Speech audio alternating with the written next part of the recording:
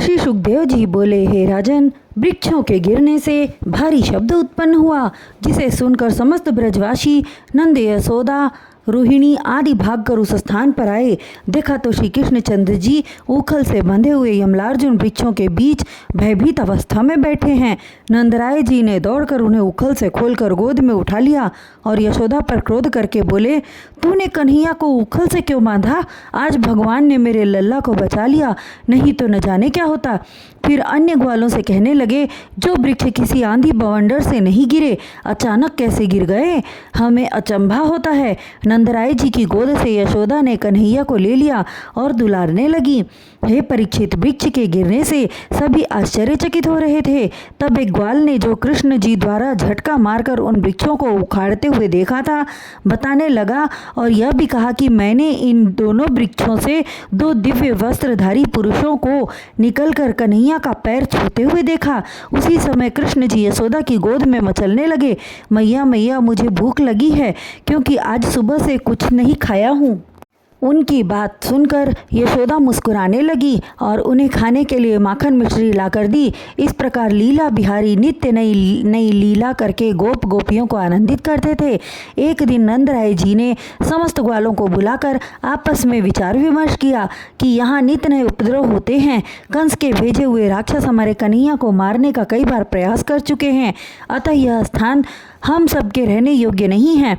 यदि आप सबका विचार हो तो इस स्थान को त्याग कर किसी दूसरे स्थान पर चले जाएं, जहां गायों को घास और पीने के लिए पानी मिले। तब उपनंद ने बताया कि ऐसा उत्तम स्थान एकमात्र वृंदावन है।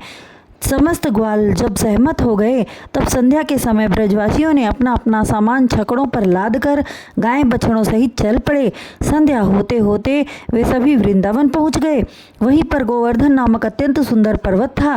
पास में यमुना जी बह रही थी। उस सुंदर मनोरम स्थान ने सबका मन मोह लिया। वहीं पर सभी ग्वाल सुंदर सुंदर घर बनाकर रहने लगे। हे परीक्षित, जब कृष्ण जी कुछ और बड़े हुए, तब एक दिन यशोदा से हठ जिद करके कहने लगे, हे मैया, मैं धेनु गौ चराने सखाओं के साथ जाऊंगा। कान्हा की बात सुनकर यशोदा कहने लगी, हे पुत्र, तुझे गौ चराने हेतु वन में जाने की क्या आवश्यकता है? तब कृष्ण जी रूठ गए। उनका रूठना देखकर उन्होंने ग्वाल बालों को समझाकर उनके साथ कन्हैया को गौ चराने भेज दिया। बलराम भी उनके साथ जाने लगे। एक दिन कंस ने वत्सासुर नामक राक्षस को कृष्ण को मारने के लिए भेजा। वह बछड़े का रूप धारण कर ग्वालों के बछड़ों में जा मिला। श्री कृष्ण जी उस मायावी राक्षस को पहचान कर बलराम को अपने साथ लेकर निकट जा पहुँचे। वत्सासुर ने उत्तम अवसर जानकर उन्हें मारने के लिए दौड़ा, किंतु त्रिलोकीनाथ भगवान श्री कृष्ण के सामने उसकी एक न चली। उन्होंने बछड़े का रूप धारण किए हुए वत्सासुर की दोनों पिछली टांगें पकड़ लिया और एक पत्थर की शिला पर दे मारा, जिससे वृत्सासुर की मृत्यु हो गई। जब यह समाचार कंस को मालूम हुआ, तब उसने कृष्ण जी को मारने के लिए बकासुर को भेजा। बकासुर ने एक विशालकाय बगुले का रूप धारण किया और यमुना तट बैठकर ग्वाल बालों सहित श्री कृष्ण के आने की प्रतीक्षा करने लगा। जिस समय वे अपने गोप सखाओं के साथ गौओं को पानी पिलाने गए, वहाँ उस विशाल बगुले को देखकर ग्वाल बालों ने कहा, हे कन्हैया, हमने अपने जीवन में इतना बड़ा बगुला कभी नहीं देखा। तब श्री कृष्ण जी बोले, हे मित्रों, यह बगुला नहीं असुर है, किंतु तुम लोग इसका तनिक भी भय न करो। यह कहकर वे बगुले के निकट जाने लगे। यह देख ग्वाल बालों ने उन्हें बहुत मना किया, किंतु वे न माने। बकासुर ने उन्हें अपने निकट देखकर अपनी चोंच को बढ़ाया और भगवान श्री कृष्ण को निगल गया, किंतु वह जानता था कि त्रिलोकी नाथ को हजम कर पाना असंभव है। उधर श्री कृष्ण को बगुले द्वारा निगल लिए जाने पर उनके बाल सखा बहुत पछताने लगे। बलराम जी मूर्छित होकर पृथ्वी पर गिर पड़े।